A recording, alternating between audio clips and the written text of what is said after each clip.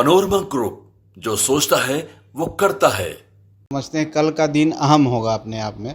कल आप दिन भर रात भर में हम लोग इस नतीजे पर पहुंच जाएंगे कि किसको कितनी सीट मिलनी है। उसके बाद भी मान लीजिए कि किसी को कुछ है कि एक आध सीट के लिए तो तय, वो भी तय हो जाएगा। हम जो डिलीवर करने वाले हैं उनके समक्ष हम लोग ने रख दिया है और हम उनके पाले में गेंद कर दिए हैं। विचारधारा के साथ हैं। अगर एनडीए हमको उतना सीट नहीं देती है तो हम अकेले भी चुनाव लड़ेंगे और नहीं भी लड़ेंगे तो हम एनडीए के साथ रहेंगे। हम विकास डबल इंजन की सरकार ही कर सकती है और उसके लिए हो सकता है सेक्रीफाइस करने की बात हो तो जीतन राम मांझी कहेंगे ठीक है हमारा ही बलि ले लो।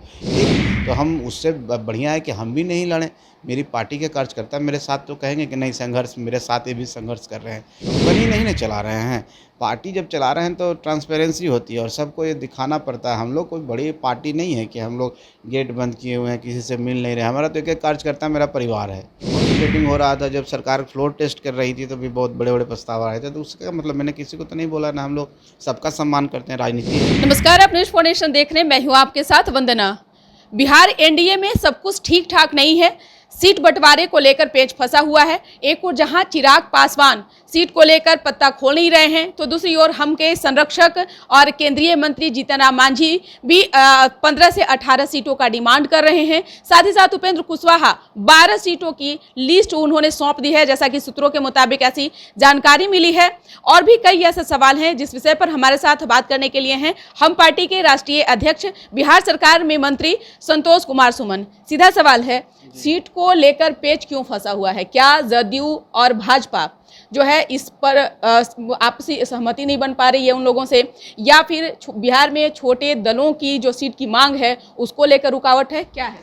देखिए कोई रुकावट नहीं है। वार्ता लेट शुरू हुआ। हम समझते हैं कि अभी कल परसों से ही वार्ता शुरू हुई है जी। एक राउंड हम लोग मिले हैं और वो भी सीटों पर उस तरह की वार्ता नहीं हुई है। अब हम समझते हैं कल का दिन अहम होगा अपने आप में। कल आप दिन भर रात भर में हम लोग इस नतीजे पर पहुंच जाएंगे कि किसको कितनी सीट मिलनी है। उसके बाद भी मान लीजिए कि किसी को कुछ है कि एक आध सीट के लिए तो वो भी तय हो जाएगा। हम समझते हैं कि 10 तारीख को हम लोग करके 11 के आसपास में हम लोग प्रेस कॉन्फ्रेंस करके आप सबको बता देंगे कि कौन कितने सीटों पर लड़ रहा है, कहाँ लड़ रहा है। तो कहीं कोई पेच नहीं है। देखिए विचारधारा की लड़ाई है। हम एक विचारधारा के हैं और सब चाहते हैं कि एनडीए यहाँ से चुनाव जीते और सब चाहते हैं कि बिहार का विकास हो और बिहार एक स्वर्णिम काल से गुजर रहा है, इसको और हम लोग पुख्ता करें, मजबूत करें, बिहार को अग्रणी राज्य में लाएं। तो हम लोग का कॉमन गोल है और सब इस बात से सहमत है। लेकिन हर पार्टी के अपने कार्यकर्ता होते हैं, सबकी महत्वाकांक्षा होती है और हम लोग राष्ट्रीय अध्यक्ष हैं, चाहे हमारे संरक्षक महोदय हैं, कार्यकर्ताओं का भार दबाव उनके ऊपर भी है। वो भी चाहते हैं कि हमारी पार्टी ज़्यादा से ज़्यादा जीते और हम ज़्यादा से ज़्यादा चुनाव लड़े तभी तो जीतेंगे। तो हम अपनी मांग को, जो मेरा जायज़ मांग है, शीर्ष नेतृत्व जो डिलीवर करने वाले हैं उनके समक्ष हम लोग ने रख दिया है और हम उनके पाले में गेंद कर दिए हैं। और मैंने सारी बात विस्तार पूर्वक बताया है, अपनी स्थिति क्या है, मेरे कार्यकर्ताओं की मजबूती क्या है, हमने पहले क्या किया गठबंधन के लिए, हमने कहाँ सेक्रीफाइस किया, ये सारी बातें उन्हें भी पता है। और हमारी विश्वसनीयता जो हमारी है, लॉयल्टी जिसको कहते हैं, उस पर किसी को डाउट नहीं है। तो हम समझते हैं कि ये सब चीज़ों को हम देखते हुए और सारी बातों को हम लोग को सम्मानजनक सीटें मिल रही है, इसमें कहीं पर कोई दिक्कत नहीं है। बाकी इधर उधर कोई बातें होती है थोड़ी बहुत तो उसको हम लोग ये एडवोकेसी जो अभी हो रहा है उसका एक हिस्सा मानते हैं और बहुत जल्द ये सब चीज़ खत्म हो जाएगा। बिहार में सीट बंटवारे से पहले प्रेशर पॉलिटिक्स खूब हो रही है।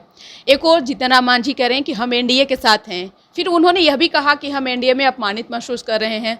तो क्या ये लग रहा है कि ये हम पार्टी की अनदेखी हो रही है भाजपा में? नहीं ऐसी बात नहीं। एनडीए में उन्होंने ये नहीं कहा कि हम अपमानित महसूस कर रहे हैं। उन्होंने कहा कि हम एनडीए के साथ हैं और एनडीए की विचारधारा के साथ हैं। अगर एनडीए हमको उतना सीट नहीं देती है तो हम अकेले भी चुनाव लड़ेंगे और नहीं भी लड़ेंगे तो हम एनडीए के साथ रहेंगे। हमको कोई ज़रूरी नहीं कोई हम सीट पर लड़े।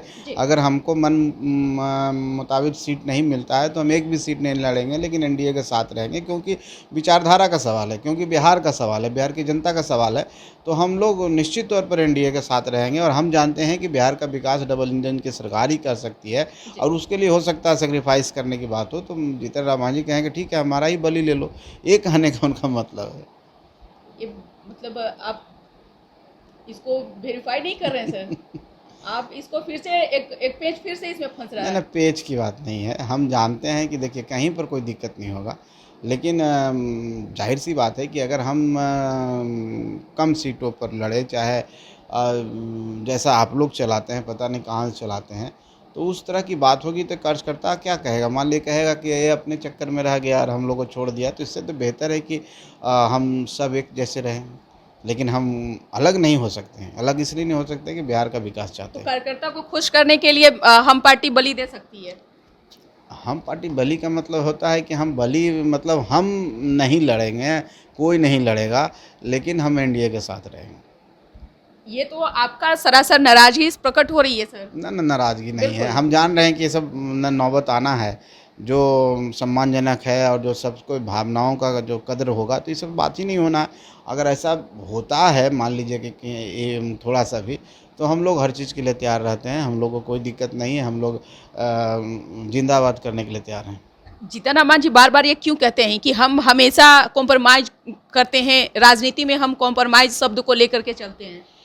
निश्चित तौर पर हम लोग इसलिए करते हैं कि हम लोग वो श्रृंखल नहीं है। हम लोग विचारधारा की राजनीति करते हैं। लेकिन हम वही कभी कभी वो ऐसा पेच फंसा देते हैं कि फिर जीतन राम मांझी के लिए फिर ये पेच नहीं है, ये अपनी भावनाओं का प्रकट करना। हमको पूरी आज़ादी है कि हम अपनी भावना प्रकट करें, और हम सही फोरम में करेंगे। ठीक है, मीडिया में हम नहीं करेंगे, लेकिन सही जगह हमको करना है और करना भी चाहिए, क्योंकि आपके ऊपर बहुत सारे लोग देख रहे हैं। आपसे आप बहुत लोग आकांक्षा कर रहे हैं। जिन गरीबों का अभी आपने देखा कितनी भीड़ थी, किस तरह से बात लोग कर रहे थे, तो उनकी आकांक्षा। टिकटार्थियों की लाइन लगी हुई है टिकटार्थी दरवाजे नहीं, पर। टिकटार्थियों के सपोर्टर और जो जेन्युइन वर्कर है हमारे, तो सब गरीब वर्कर होते हैं ना। सब बेचारे कभी सोचे भी नहीं कि मेरे चाहने वाले को टिकट मिलेगा। उनके अंदर एक आस जगी है, बिल्कुल। और ऐसे लोग सोचते हैं कि मेरा ये व्यक्ति को टिकट मिल जाए तो हमको भी लगेगा कि मेरा विधायक हो गया ना। तो पहले तो था कि उन गरीब आदमी के पास तो कोई जाता ही नहीं था, पूछने की कौन सी बात है। उनको इतनी हिम्मत कहाँ कि वो आकर के बोलेंगे फलना को टिकट दे। तो ऐसे लोगों की भीड़ आपने देखी है,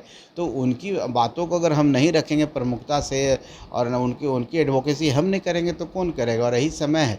बाकी समय तो 2-3 दिन का ही समय होता है, उसके बाद तो हम इंडिया के साथ इंटैक्ट हैं, इंडिया के साथ रहेंगे, चाहे हमको कुछ मिले चाहे ना मिले।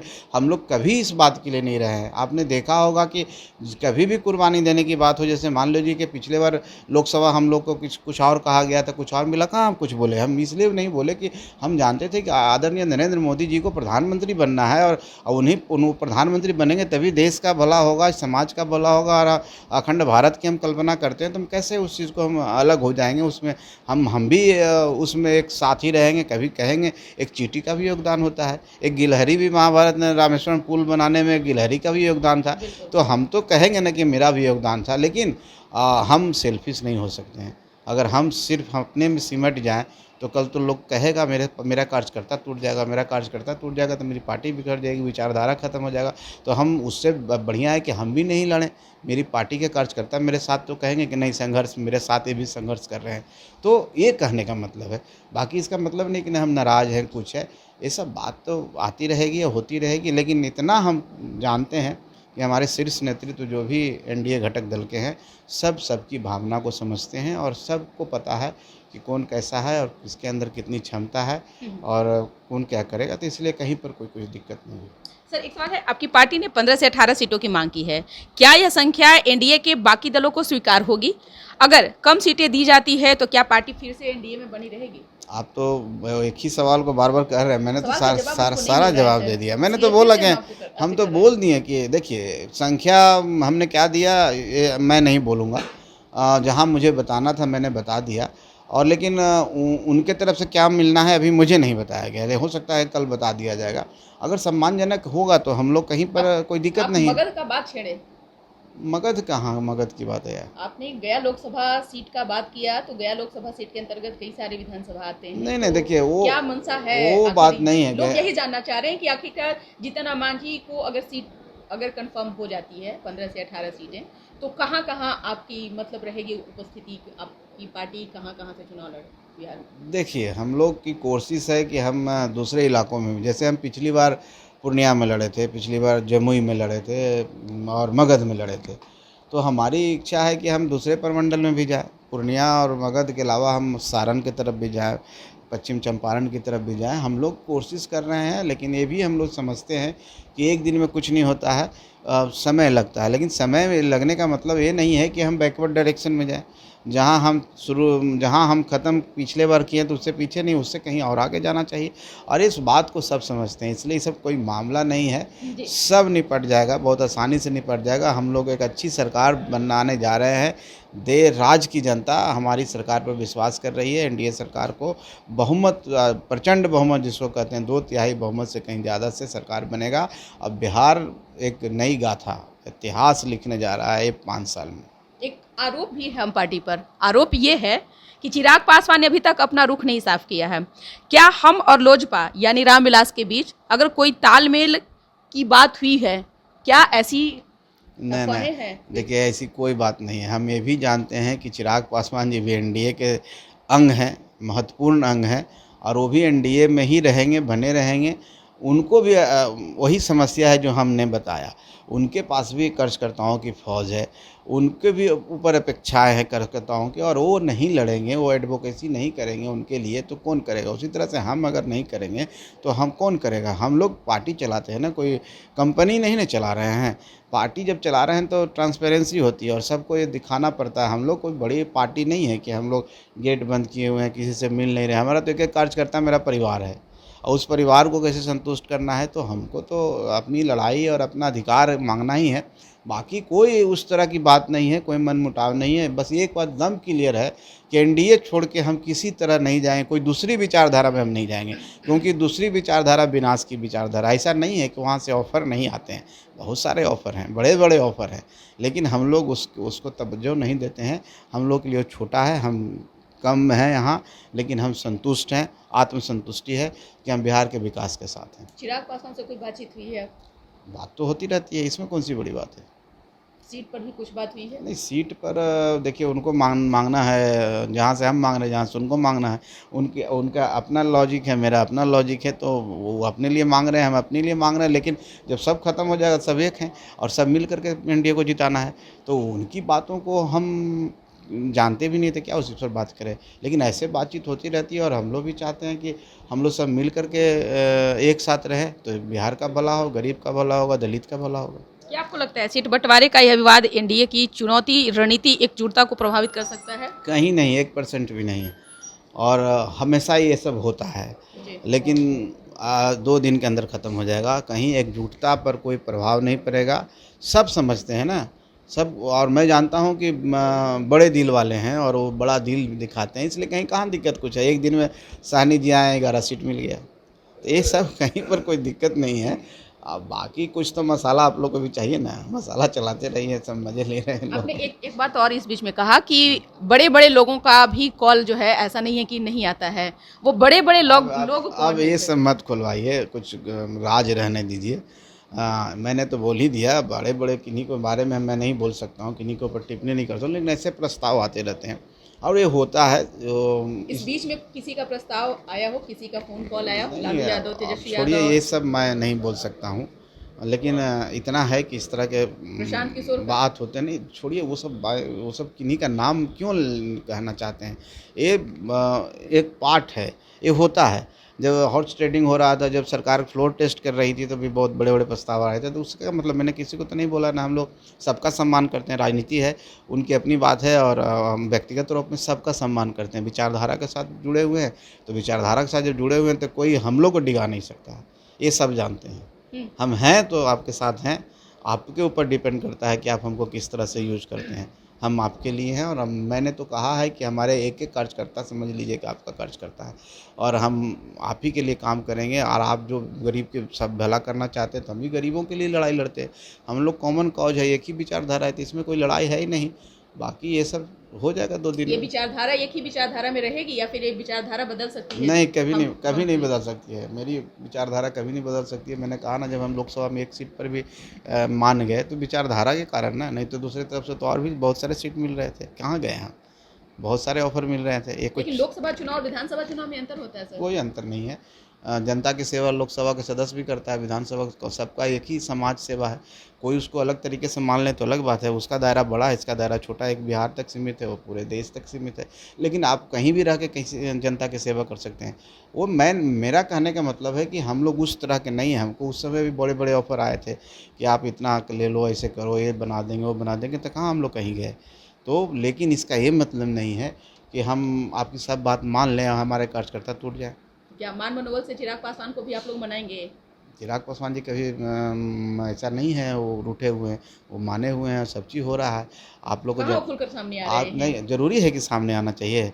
आप लोग को नहीं जानकारी है। बैठक बार बार जो है वो टाली जा नहीं, रही है। कोई बैठक नहीं, एनडीए के घटक दलों का बैठक होना है, नेता ही नहीं पहुंच रहे हैं। कोई बैठक नहीं टाली जा बड़े रही बड़े है। नेता बीजेपी बिहार भेज रही है, फिर वापस वो निराश होकर जा रहे हैं। ना ऐसी बात नहीं, मिले नहीं है क्या? मिलते हैं, आपको बता के थोड़े मिलेंगे, कब मिल लेंगे आपको क्या पता। इसलिए ये सब चीज़ नहीं है। एक दिन आपको 2 दिन के बाद पता चलेगा सब सेटल्ड हो गया, प्रेस कॉन्फ्रेंस हो रहा है, चिंता मत कीजिए। कब तक फाइनल हो जाए? बस 2 दिन और, बहुत कम 2 दिन इंतज़ार कीजिए। 11 तारीख को हम लोग 11 तारीख के आसपास हम लोग इसको मीडिया के समक्ष रख देंगे। लेकिन 2 दिन के अंदर ये सब बातें अपने आप फुल स्टॉप हो जाएगी। बहुत बहुत शुक्रिया बात करने के लिए। तो आपने सुना कि क्या कुछ कहना था हम पार्टी के राष्ट्रीय अध्यक्ष और बिहार सरकार के मंत्री संतोष कुमार सुमन का, जिन्होंने अपना दर्द बयां किया। इन्होंने साफ तौर पर कहा कि हमारे कार्यकर्ता और जो समर्थक हैं उनको, उन लोगों में नाराजगी देखी जा रही है, उन लोगों का ही जो है प्रेशर हम आगे जो है अपनी बातों को रख रहे हैं। क्योंकि पार्टी जब भी चलती है तो कार्यकर्ताओं से ही चलती है। अगर हम कार्यकर्ताओं को खुश नहीं कर पाएंगे तो फिर पार्टी हमारी कैसे चलेगी। जीतन राम मांझी का जो डिमांड है वो जायज़ है। अब देखने वाली विषय होगी कि क्या बिहार में छोटे दलों की मांग बीजेपी और जदयू आपस में सहमति बना पाती है नहीं। इस पर बस इतना ही। अपना कमेंट जरूर कमेंट बॉक्स में दीजिएगा। धन्यवाद।